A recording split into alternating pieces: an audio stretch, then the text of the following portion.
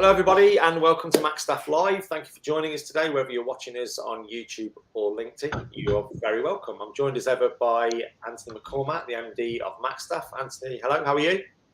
Hi, yeah, great, thanks Martin, good to see you. How are you? Yeah, all right, thank you. If you're not already subscribed to our YouTube channel and you're watching us there, please do so now. If you're on LinkedIn, sit down and settle in for 15-20 minutes of your time. We hope to give you some valuable tips and input on possible moves if the R word ever faces you, the redundancy word. And if you're faced with the redundancy, it's a challenging time for all of us. Luckily, I'm joined today by Anne, who's got some really good ideas about where it may take you in the short term and hopefully in the long term. 100%. Yeah, and let's start with redundancy as an issue itself and the unemployment figures for the country, currently sitting around 4.5%. Back in the 70s and 80s, it was a real hot potato unemployment during both Labour and Conservative governments. I found this today on the internet, which I'm just about old enough to remember, which was dated 1979. A Conservative Party billboard that was at the side of lots of roads explaining the issues with regards to mass unemployment in the country. That was largely attributed to allowing Maggie Thatcher's Tory government to get in. But it was a hot potato that even they couldn't handle for certainly in the short term. And I noticed that 5 years later, in 1984, the unemployment figures were at 9.5%. Currently, as I say, they're sitting at 4.2%. Why is it not such a hot potato at the minute? And why do, certainly in more recent years, politically, we not feel like that mass unemployment is a major issue? Yeah, well, yeah, fortunately for, since the global financial crisis kind of stabilised, we've been in the good problem to have other side of things, haven't we, where there's been a skills shortage, meaning more jobs, than people to fill the jobs. And hopefully that continues, although, the redundancy thing, like you say, is coming up. There is some company insolvencies, there's some level of redundancies, but I think it's going to be more like a cyclical thing, whereas people will be displaced and find something new. I don't know why structurally, things have changed whereby it used to traditionally be that kind of 9%, 9-10% type level, and it still is in a number of European countries as well, especially with youth unemployment. So it's a sign that we've got a robust economy, but we do have challenges in the employment market in terms of companies being able to access the right talent. And we've kind of closed the door to a certain extent on some people with the Brexit kind of situation as well. But let's not start on that one. We've only got 15 to 20 minutes, and let's not go down that route. Whether there's 1 million people unemployed or 4 million unemployed, for those it hits hard. Have you been made redundant yourself in your working career? How did it make you feel at the time? Yeah, yes, I can. It's one of those things, isn't it? Remember it like it was yesterday. I've been fortunate to only be made redundant once, and with the ups and downs in the recruitment industry, I kind of got off lightly, really. So that was in 2001, shortly after 9/11, which didn't actually help the economy. So they closed the office down with the recruitment company that I was working for, and it was tough. Did you see it coming? No, and I was a lot more kind of naive as to perhaps to notice how well the company's doing or not doing and things like that, or how, what break-even point in a branch is or anything like that. So yeah, it was a bit of a shock, and I can remember not taking it too well and did some drowning in my sorrows and things like that. And it can knock your confidence as well, like so apart from having the rug pulled from under you financially, you lose your network as well. You might be really kind of friendly with people at work, so it's kind of unsettling. I was kind of due my first daughter, like wife's pregnant at the time, so it's like, oh no, like failing already as a husband and a father and everything like that. So yeah, definitely I can empathize, and you've got to be kind to yourself in this situation as well, because it is psychologically difficult, as well as potentially financially and logistically and everything like that. So we're here to kind of speak into that situation. We'll find something new, but you have to go through that. It's like the change curve process, isn't it? It's like you might be in denial for a start, and then angry, and then just curious as to what the future is going to look like, and you come to acceptance in the end. But we'll try and give some practical advice as well as a pep talk. And I think that's a really interesting point there, saying that your first child was on the way, because redundancy comes, there's never really a good time for it. It can be an extremely bad time for it when things are happening in your personal life, maybe, that you think, oh God, this is the last thing I needed. Yeah, and it's for a different show, I guess. But there's things that you can do to insulate yourself. I mean, just maybe we don't now. It is what it is. For next time, is the ways to insulate yourself kind of better financially, having more of a buffer, to give yourself, time and space to do the best job search, and take your time and identify the best opportunity rather than any port in a storm. And I literally kind of made the same, what potentially was a mistake myself, in that I started a position I could get fast, because I was straight on the phone kind of marketing myself, which is another point. That's a natural reaction, isn't it? That is a natural reaction in that situation, not to sit back and think long term because you're angry or you're frustrated or you're worried. So your mind kicks in and you sort of think, I've got to do something about this quickly. Yeah, to avoid anything, to avoid the pain, sort of thing. Yeah, so I went to a position which I only stayed in at 3 months because it wasn't a brilliant company or a brilliant move. And one of the other companies, I can name them, I guess, Hayes, because I was there for 12 years thereafter. They came back to me and said, look, we were on a recruitment freeze a few months ago, but would you still be interested? And I was like, actually, yes, and that was fortunate.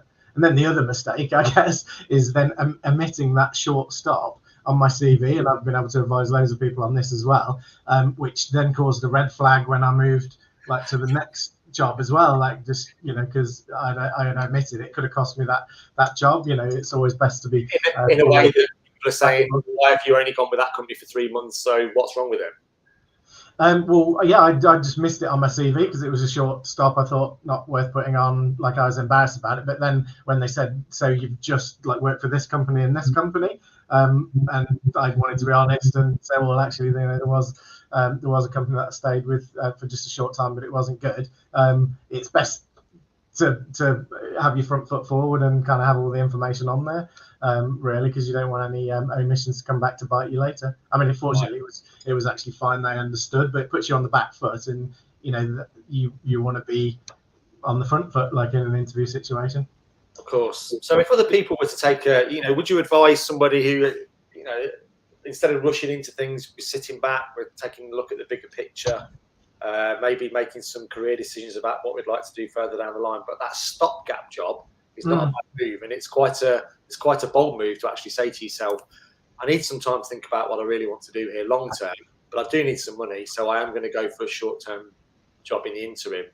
Would you advise a move like that in terms of what best the next step to do? Yeah, I like that actually, and it does provide that time to reflect, and a change is as good as a rest to a certain extent. I know that tons of recruiters were kind of laid off or furloughed, recently in COVID, and they were driving delivery, Tesco delivery kind of lorries and all sorts, and they kind of learned a lot about customer service and probably got fit and all the various things. So I support that, because unless you've got the luxury of literally having 6 months kind of money tucked away, you do need to crack up and do something straight away. But I think it's best to do something that's obviously a stopgap, that is a low commitment each way, flexible 0 hours contract or something like that.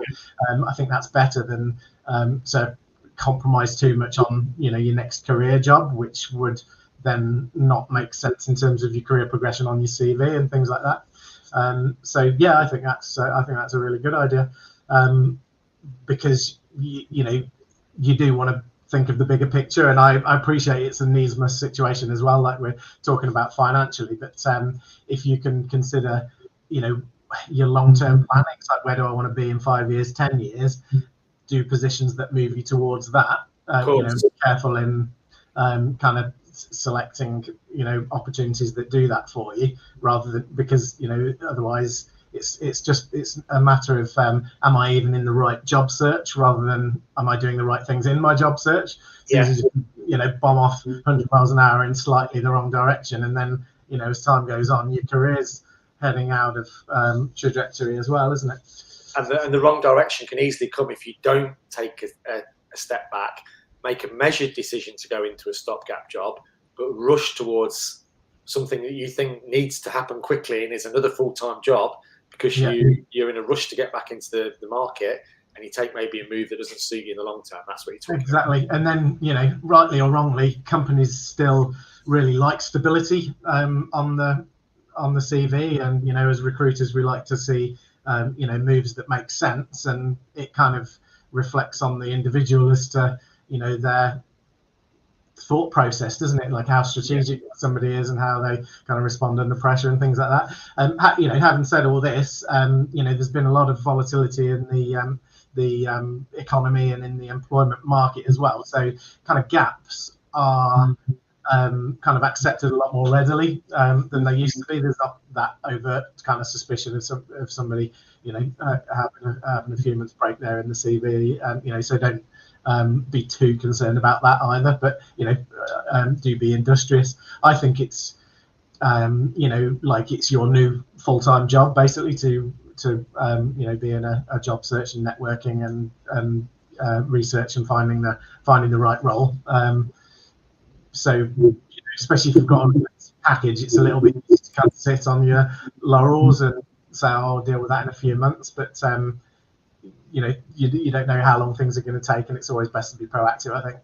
Sure. If you're going down the right track, are there any tools or resources that you would recommend for people who are in this position? Yeah, I think so, and it's kind of all the tools at your disposal, actually, because you never know kind of where the best opportunity will come from. If you're in a, you know, let's call it a normal situation, whereas you're kind of passively job seeking, you're open to opportunities, you might just speak confidentially to, you know, some recruiters or headhunters. But, you know, it's the good news is that it's all out in the open, isn't it? If you're made redundant between jobs, you don't need to worry about the confidentiality side. So I'd you know, use your own network, you know, make contact with people again that you perhaps worked with before that, you know, you like or respect, or can give you referrals or references and things like that. You can go public on LinkedIn and things like that. They've got the open to work banner, haven't they? And, that's good. And then you know, tools which may be stating the obvious, but certainly in the UK, job boards, big ones, CV Library, Read, Total Jobs or Job Site, you know, as well as some kind of related sites and services like Glassdoor. You know, they've all got Indeed. You know, there's jobs to look at there and apply to. You can set up alerts and things like that, and just get some incoming traffic. But do kind of be discerning and apply to things that you've got a good chance on, and tailor your CV and your cover letter ideally to each application. So that's some tools. And then obviously recruiters. You know, I'm I think a good recruiter in construction, engineering and manufacturing type sectors. So you might want to target and hook up with some recruiters that serve your either, you know, geographical market or your industry sector well. Do be discerning in terms of really your recruiter relationships as well. Like they should have a track record, maybe that you can kind of see via their LinkedIn page, like some recommendations or endorsements, you know, which kind of proves that they are the real deal. Like there's over 100 on mine, for example. Like all, you know, recruiters are definitely not equal. And then you know, in a redundancy situation, you should be getting you fell over there, Martin. You should be getting help from HR. So, you know, HR should be able to give you help and advice, and maybe outplacement services, which if we do get joined by Max, I'm not sure kind of why she's not been able to come on from the beginning, but I know Woke Street certainly do good outplacement services, you know, where they actually kind of visit the company and, you know, give them invaluable assistance to displaced employees. And there might be some, you know, more of that coming in the market. And if you haven't already been redundant, you know, made redundant in your career so far, you know, it's likely going to happen. So, you know, don't be too shocked. And it's something that's bound to happen one or more times in the space of your career. Yeah, and all your advice there is to show that it can be a full-time job. Yeah, and there's a kind of another side to that as well. Like, you know, I believe you be as proactive as possible. It's you know, it's your new job, and it's the most important job that you're kind of going to be doing for a while, isn't it, to secure the next opportunity? But it can be overwhelming. Like, demoralizing. You know, a lot of people get very frustrated with lack of feedback, you know, and coming second on positions and things like that. It's really disappointing. So it can be kind of tough to put yourself, you know, through that like 8 hours a day. So you know, from a mental health point of view as well, like do break it up, you know, and get some exercise, and you know, have a day off if it's you know, if you're not feeling on 100% form that day. You know, you've got to be, like I said at the beginning, kind to yourself as well. And you know, whilst I totally, you know, drown my sorrows with the news, like when I got made redundant, you know, you do need to look after your health as well. So literally nutrition, like hydration, exercise. You know, you've got to be kind of selling yourself in this situation, and kind of giving the best impression that you can. So you kind of need to look after yourself in order to achieve that, don't you, really? Time for a quick plug as well, Anne, because I know there's a book around that you're pretty close to that could also provide some good tips for people who are looking for jobs, whether they've been made redundant or just after a new job search. Yeah, good point. Yeah, and it's never kind of far from far from hand, is it? Yeah. So whilst Macstaff, because I've decided it's kind of best to concentrate on the, you know, the core business and the day job of providing recruitment services, I did get all the kind of information down in one place. Job search, job done. It's you know, your one-stop shop success manual, if you like, for job search. $7.99 on Amazon, I think it is, and you know, it's a great investment because the upside is quite dramatically different to that $7.99, isn't it? By getting the right opportunity more quickly, negotiating a better offer, you know, having more job security or a better career trajectory and things like that. So yeah, I'm just trying to put all the tools and advice in the one place. You can either read it end to end, especially if you're in a redundancy situation like this, you know, or just dip into the chapter that's relevant to what's going on with you at the time. The big ones that people kind of home in on are tips for a killer, writing a killer CV, helping to prepare for a job interview. Other ones like how to negotiate your offer like a champ and things like that. But what I also say and encourage people to do is to read the you know, the other chapters, like your career in the bigger picture, and that's it. You know, you've only got one life, kind of thing. Let's spend it doing something that's aligned with your passions and your values and things like that, and you know, you'll get more kind of satisfaction. So, and yeah, and there's more, easy for me to say, obviously, like, but you know, there's more to life than money and being a slave to the man. So if you can you know, if you can try and kind of fulfill some of your other kind of higher level objectives, then win-win. Okay. Are there any specific do's and don'ts with regards to that career move when you've been made redundant, Anne?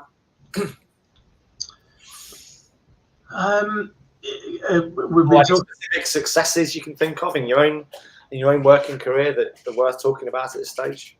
Yeah. So I suppose, yeah, the don'ts we kind of touched on a little bit, didn't we? In terms of you know, don't head off in the wrong direction. Don't take the first thing that comes along if it's the wrong thing.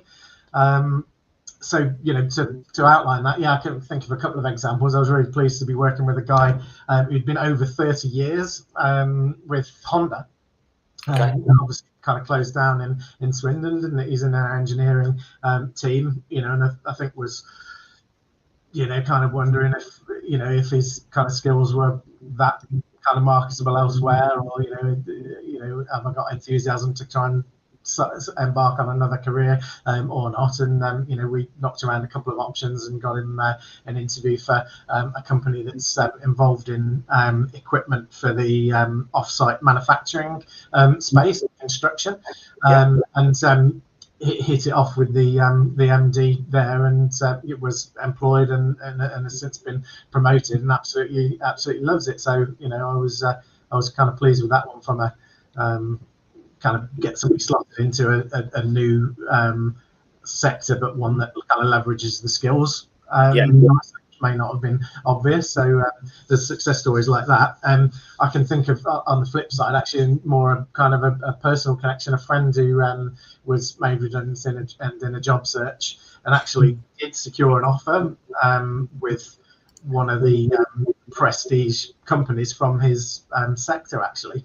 But it was kind of £5,000, talking Canadian at this point, actually, below what he was looking for, and he's a procurement guy, so I'm sure he wanted to showcase his kind of negotiation skills, and he sets about trying to get various things improved in the offer, and it was rescinded, which happens. So don't sell yourself short, but don't necessarily go too hardball, because it could just evaporate. And so the offer kind of fell through with that company, and then kind of resulted with another few months off, which is the most costly thing, really, isn't it? So that £5,000 that he was chasing, he was kind of then losing every month, kind of thereafter, in terms of foregone salary, and then relocated to another location to join the company that he did kind of eventually hook up with, and that's kind of costly and unsettling all round, isn't it? So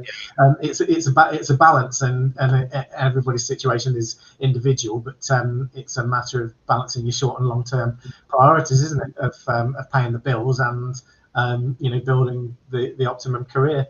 So that I think you were right when you touched on about the stopgap. I think that's sometimes a really useful tool to take a breath, earn some money, reflect on things, and you can't just necessarily, especially change career, especially if it's like involves education or retraining and things like that. You can't just instantly kind of be ready to embark on another career. But if you have learnt the lesson from actually going through the thought process of thinking of where do I want to be longer term, you might put the plans in place in the background to do some different education, to retrain for a different area, and then actually secure employment in that space like a year later or something like that. Okay, and I'm going to interrupt you now because we're joined by Maxine Hart from Woke Street People. Oh, awesome. Here's Maxine. She's managed to join us. We're delighted she's managed to get on board. So welcome, Maxine. How are you? Sorry about that. Yeah, what a day to have technical issues. Oh, unlucky. Yeah, I knew you'd be there somewhere. We were about 2 minutes away from wrapping up, so it's great to see you. Oh, I do apologise. We've had a bit of a matter about redundancy and job search in general, but I guess we can pick your brains about outplacement, because that's something we actually offer, isn't it? It is, particularly. Yeah, and one of the things that we offer is not off the shelf. So we go in and we check what people's actual fears are. I heard you speaking, Anthony, about sort of like so-called stopgap jobs, which people are often frightened to take because they feel, well, it's not in my area of expertise, and what will my next employer think of? Well, one, it shows that you're employable. Two, it shows that you're flexible, but also you're being paid to network. Because the difficulty about when people face redundancy is the dreaded CV. I've got to write my CV. And sometimes that's a bigger hurdle than actually getting the interviews and so on. But networking can be the best way to get your next job, because it's like being recommended. It's like being recommended. It's that referral side of things, and that's something that we really push. Don't sweat the CV until you've got something to actually apply for. So if you think about you're going to make a cake, you hopefully wouldn't just look in the cupboard and think, well, maybe I've got all the ingredients. You'd find a recipe. And that's what we really stress within our outplacement, is how to find the right recipe. And once you've got that job description or that job advert, that CV becomes a lot easier to write. One of the things I wanted to pick up, Ant, as well, that you were saying about those stopgap jobs, is we see a lot of people who are almost trapped by a really good payout, because I'm going to take a year off. I deserve it. I've worked hard. And, we don't doubt that. But you've got to think about what your next employer is going to think of. And there's all sorts of emotions that evokes, and one of them might be jealousy. One of them might be, well, a year out of our industry is like being out of our industry for 10 years. So you've got to prove that you're keeping that skill set up, because basically employers are risk averse. they worry about taking somebody on who won't turn out to be the glitter-hoofed unicorn that they want. Maxine, I'm interested about that. Do you find that with most people who have maybe been in a job or a career for a decade, 15, 20 years, come out of it, only start thinking about the things you just started talking about when they're in that position, which is why it's really interesting to hear you and really useful for people who may be coming up to that or maybe facing that in the future. Do you think that's a thing? Definitely. We see people who are trapped by salary, and then when it suddenly hits them, and it's a big emotional thing, it's, you know, they go through a grieving process, it's like a divorce. Yeah. And, you know, I'm sure every HR redundancy document says it's not personal, it's a financial decision. Do you know what? It's bloody personal. It hurts. It's, you know, and it's you're going through that grieving process, yet you vote. Well, let's liken it to a divorce. It's like knowing you're going to get divorced, but you've got to find another partner before your decree absolute comes through. You know, and you don't want to move on because you've not quite finished processing the last bit yet. Yeah. So sometimes those so-called stopgap jobs can actually help you process what went on before and help you filter out actually what you want to use. One of the exercises we do with our outplacement services is to get people to break down not to replicate what they've done, but what are they going to do when they go forward. So one of my roles is payroll. If I ever have to find another job, I'm not doing payroll ever again, I'm telling you now. It ain't going on my CV. Yeah. Got it on record. Exactly. Maxine, we were just going to wrap up today with we look back at the 1970s and 80s to start with, and what a big hot potato unemployment was. It seemed to be reasonably steady-ish for a decade. Get your crystal balls out, both of you, and see whether mass redundancies are going to be an issue in 2024. What do you think? I think, from my perspective, I think we will see more. What we're noticing from our side is quite a few mergers and acquisitions. So most of the redundancy and outplacement projects we've done this year have been through acquisition rather than companies failing. Okay. So that's my take on it. And I think the savvy companies will be wanting to buy up what they can. Okay, Anthony?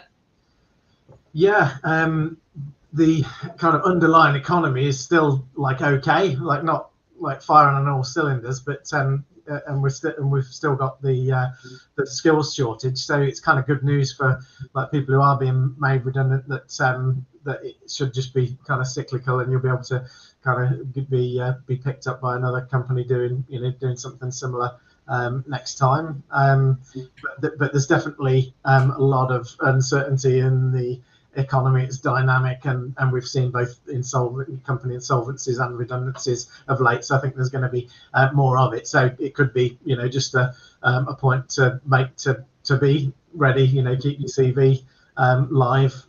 Maybe passive eye on job opportunities, because you never know what's around the corner, and it could be kind of action stations on the job search, realistically. So don't be fearful of that, but don't bury your head in the sand either. Okay, great stuff. It's time to wrap up, folks, on that note. Maxine, thanks a lot for joining us. If people would like some more of your sage advice, where can they find you? It's segued in smoothly, actually. Thanks for popping by. The easiest way is via our website, wokestreetpeople.co.uk. My phone number's on there. You can look at our outplacement services on there as well. And we've also got a bit of career advice. But yeah, email, phone, hunt me down. I'm more than happy to talk to people. Okay, great. From a Macstaff perspective, the website, you can find out a lot more about the business there. Reminder that Anthony's book, Job Search, Job Done, is available on Amazon if you'd like a one-stop shop tip on looking for a new job. If you're watching us on YouTube today and you've not already subscribed, please do hit the notification bell. There's loads of videos on there now giving you hints and tips around the job search and job process. And we'll be back here soon. Thank you very much, everyone, for joining us today. Maxine, once again, thank you for ploughing through your troubles and joining us in the end. It's great to have you on at the end there. Anthony, thanks very much for your time. Thanks for joining us. And thanks for joining us, folks. We'll catch up with you soon here on Macstaff Live. For now, I'm Martin Croson. Bye-bye. Thanks for joining us. Bye-bye.